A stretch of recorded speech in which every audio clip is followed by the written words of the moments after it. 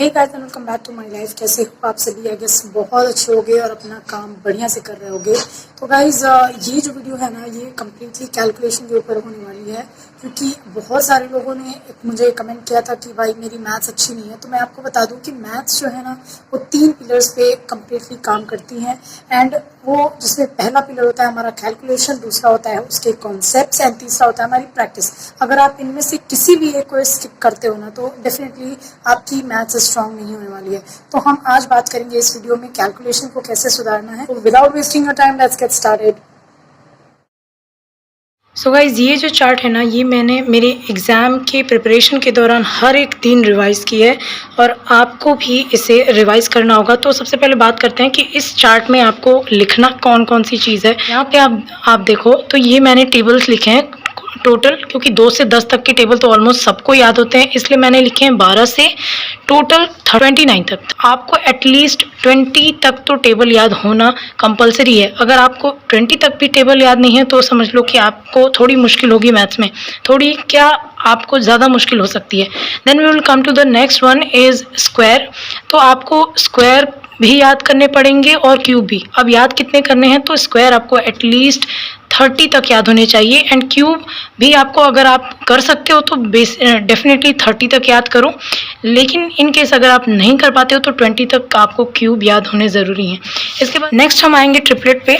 Triplet में ऐसा होता है कि आपको ये ट्रिपलेट्स हैं कुछ जो एक नॉन फाइनाइट होते हैं, जो 3, 4, 5 के मल्टीपल्स में चलते जाते हैं, एंड फाइनाइट वाले कुछ स्पेसिफिक ट्रिपलेट्स होते हैं जो आपको याद करने पड़ते हैं। तो अगर आप इन्हें याद रखोगे तो सबसे आसान वाली चीज़ क्या होगी कि जब आप कभी ट्रायंगल का आपको जब कभी कर्ण निकालना है या कभी लंब निकालना है, जब आप मेंसुरेशन 2D सॉल्व करोगे या ज्योमेट्री सॉल्व करोगे, तो वहाँ पे ये बहुत ज़्यादा हेल्प करते हैं।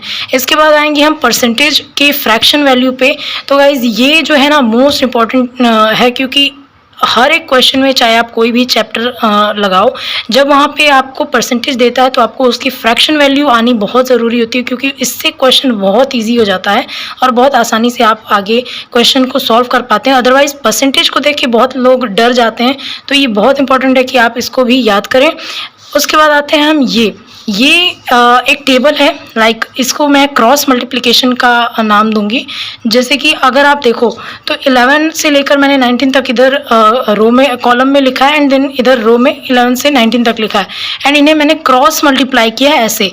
यानी कि 11 का अगर आप 13 में मल्टीप्लाई करोगे तो 143 आएगा, एंड 12 का अगर आप देखो 15 में मल्टीप्लाई करो तो 180। यानी कि एक बच्चा जो एग्ज़ाम में इन्हें 12 गुणे 15 करके निकाल रहा है, धीरे धीरे गुणा करके, और एक बच्चा जिसने ये पहले से चीज़ें याद कर रखी हैं या प्रैक्टिस कर रखी हैं, तो उसे 12 गुणे 15 करने की ज़रूरत नहीं, वो डायरेक्टली वहाँ पर 180 लिख सकता है। सो ये आपकी स्पीड इंप्रूवमेंट के लिए भी बहुत ज़्यादा ज़रूरी है, क्योंकि अक्सर ये क्वेश्चंस में ऐसे फॉर्मेट बन जाते हैं जिसमें 17 गुणे 18 या 17 गुणे 15 ऐसे करके आ जाता है, तो ये भी याद होना बहुत ज़रूरी है।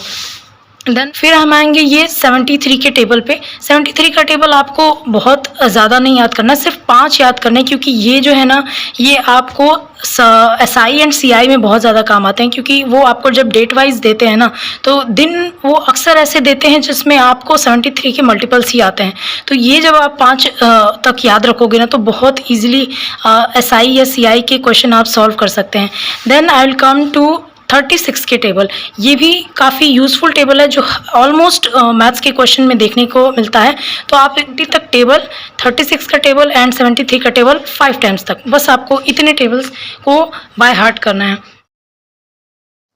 ये कुछ चीज़ें थी जो आपको याद रखनी है। याद रखने के अलावा, क्योंकि अगर आप इन्हें सिर्फ रटोगे तो ये डेफिनेटली आपको कभी याद नहीं होंगे, तो आपको ये जो है एक बहुत अच्छा ऐप है। मैं इसे काफ़ी टाइम से यूज़ कर रही हूँ। तो आप ये देखो, ये मैथ वर्कआउट करके आप एक ऐप है जिसे आप यूज़ कर सकते हैं। यहाँ पे आपको एडिशन, सब्ट्रैक्शन, मल्टीप्लिकेशन, डिवीजन और कस्टमाइज करके भी आप अपने क्वेश्चंस को ले सकते हैं। यहाँ पे मल्टीप्लिकेशन टेबल्स यानी टेबल्स की मल्टीप्लिकेशन की प्रैक्टिस कर सकते हैं, एडिशन सब्ट्रैक्शन साथ में कर सकते हैं, मल्टीप्लिकेशन डिवीजन साथ में कर सकते हैं, मिक्स प्रैक्टिस कर सकते हैं, स्क्वायर रूट की प्रैक्टिस कर सकते हैं, एक्सपोनेंट्स की प्रैक्टिस कर सकते हैं एंड याद कर सकते हैं। यहाँ पे आपको इतनी सारी चीजें एक जगह मिल रही है, तो जो भी चीजें आप यहाँ से याद करते हो ना, आपको यहाँ प्रैक्टिस करनी है। और यहाँ सेटिंग में अगर आप देखोगे तो यहाँ पे आपके लेवल के हिसाब से, लाइक अगर आप डिफिकल्टी यहाँ पे मैंने एक्सपर्ट पे कर रखा है, तो अगर आप चाहोगे तो यहाँ से इसे चेंज करके easy, medium, hard, challenging, expert, जिस भी लेवल पे आप हो आप उस लेवल पे कर सकते हैं। ठीक है, यहाँ पे क्वेश्चन, नंबर ऑफ क्वेश्चंस दे रखे हैं, ये सारी चीजें दे रखी हैं।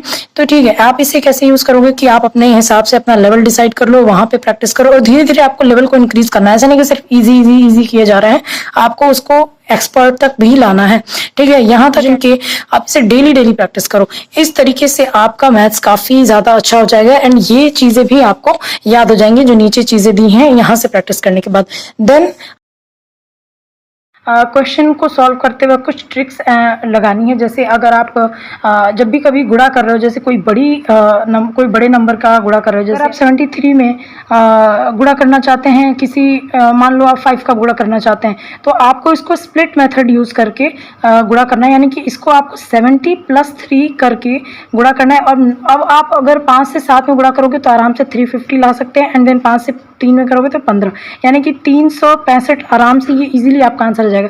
अगर आप इसे ऐसे करके करने जाएंगे तो it will take more time than this. तो आपको इस स्प्लिट मेथड को ज़्यादातर फॉलो करना है। जब भी कभी आप बहुत बड़े नंबर से मल्टीप्लाई करते हैं तो आप उनको स्प्लिट कर दें, यानी अगर आपको दे रखा है 99 एंड इंटू 5, तो आप इसे 99 इंटू 5 ना करके 100 - 1 इंटू 5 कर सकते हैं। इससे क्या हो जाएगा, 500 - 5 कर देंगे और आराम से आपका 495 आंसर आ जाएगा। तो ये बहुत ईजी ट्रिक होती है। हम टू डिजिटल सम भी एक बहुत इम्पॉर्टेंट थ्योरी है जो आप यूट्यूब पे आदित्य रंजन सर के ने पढ़ाया होगा। ये बहुत इंपॉर्टेंट ट्रिक है। ये यूजुअली ऐसा होता है कि आप जब भी कोई बहुत बड़ा कैलकुलेशन आ जाता है तो हम उनके डिजिटल सम को निकालते हैं एंड देन ऑप्शंस के सम को निकालते हैं और देखते हैं कि कौन सा सम इस सम के बराबर आ रहा है, तो वही हमारा आंसर हो जाता है। ये बहुत यूज़फुल होता है। तो आप इस कॉन्सेप्ट को एक बार सीख लें, क्योंकि ये अच्छा कॉन्सेप्ट है, तो आपको एक बार इसे सीखना पड़ेगा। तो मैं चाहूँगी आप इसे यूट्यूब से एक बारी चेक कर लें, तो डिजिटल सम भी काफ़ी यूज़फुल होता है, तो इसे आप एक बारी चेकआउट कर लें। ठीक है, तो जो तीसरी ट्रिक है वो है आपका यूनिट डिजिट। यूनिट डिजिट में ऐसा क्या होता है कि आपको जब ऑप्शन दिए होते हैं तो सारे ऑप्शंस के यूनिट डिजिट जो होते हैं, यानी कि पहले जो डिजिट होते हैं, जैसे 1 2 3 4 है, 9 8 7 6 है, 7 6 है, 5 5 4 3 8, कुछ इस टाइप से अगर आपको ऑप्शन 3 4 दिए हुए हैं और सारे की यूनिट डिजिट आपको अलग अलग दिखते हैं, तो जब कभी भी आपका ये मान लो कोई बहुत बड़ा मल्टीप्लिकेशन दे रखा है 1 3 4 5 6 इंटू 9 8 7, और यहाँ पे आपको इनको सॉल्व करके निकालना है, और लेकिन आपके ऑप्शन में यूनिट डिजिट अलग अलग दे रखे हैं, तो आपको क्या करना होता है कि इनके सिर्फ यूनिट डिजिट को मल्टीप्लाई करना होता है एंड देखना होता है कि इनका यूनिट डिजिट दोनों मल्टीप्लाई करने के बाद क्या आ रहा है, एंड जो इसका यूनिट डिजिट आता है सेम यूनिट डिजिट आपको इसमें देखना होता है कि किसके यूनिट डिजिट में ये दे रखा है, एंड जो यूनिट डिजिट इसमें मिल जाता है वही हमारा आंसर हो जाता है। तो ये एक अनदर ट्रिक है जो आप उस वक्त एग्जाम में क्वेश्चन सॉल्व करते वक्त कर सकते हो। एक तरफ आप ये पूरा, कोई बच्चा जो नहीं जानता कि यूनिट डिजिट को कैसे अप्लाई करते हैं, वो ये पूरा गुणा करेगा और लगभग इसमें 2 से 3 मिनट लगा देगा, एंड एक आप जिसने यूनिट डिजिट मल्टीप्लाई करके 2 सेकंड में आपने आंसर बता दिया कि भाई ये वाले आंसर हो जाएंगे। तो ये एक तीसरा मेथड है। तो गाइस, क्या आपको सारी बातें सही से समझ में आई होंगी? आप प्लीज़ इसे फॉलो करके देखो एंड आपको रिटर्न में रिजल्ट ज़रूर मिलेगा। मैं बहुत डिटेल में इसे बनाने की कोशिश की एंड आई होप कि सारे लोगों को मेरी बातें भी समझ में आई होंगी। So this was all for today's video. Till then keep loving me, keep supporting me. Bye bye guys.